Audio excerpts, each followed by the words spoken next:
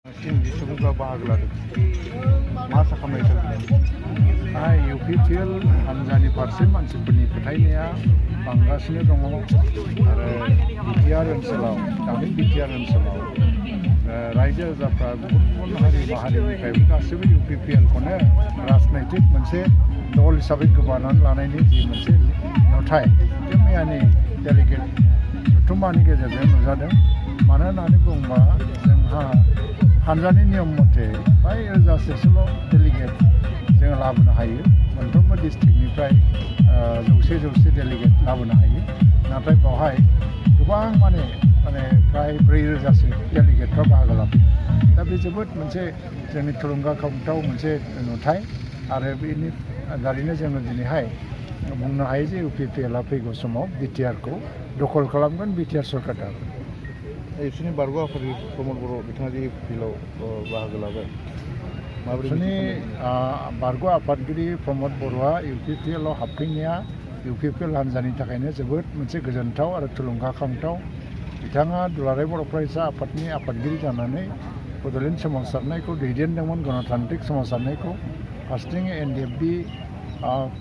NDFB-फोरनि जि मोनसे सान्थि आल'सना, बे सान्थि आल'सनाखौबो जाफुंहोनायनि मोनसे जि गणतान्त्रिक राहा लामा बेखौ बिथाङानो दैदेनदोंमोन होननानै बुंनांगोन।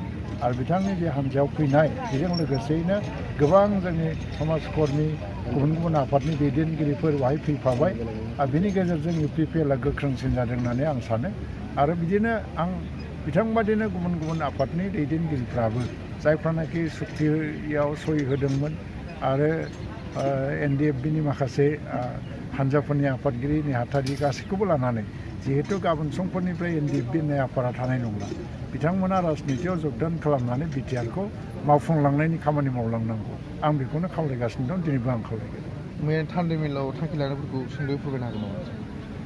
थान्दै मेलाव थांखि लानाय मथेबा जोङो गोख्रैनो साननै सानथामनि गेजेरावनो मोनसे जेनेरेल बडि मिटिं लेंगोन UPPL-नि आरो बे बाक्सायाव जागोन बा मुसलपुर जिल्लानि सिङाव, मुसलपुर साब डिभिजननि सिङाव।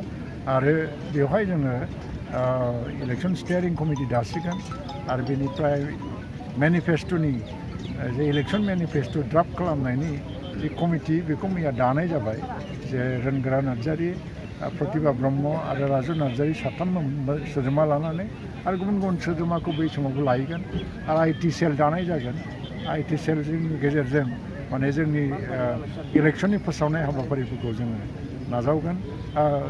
बिनि अनगायैबो जेनेबा जोङो आगोलावनो थांखि लाखानाय दं, मैयाबो जों बे थांखिखौ लाबावदों।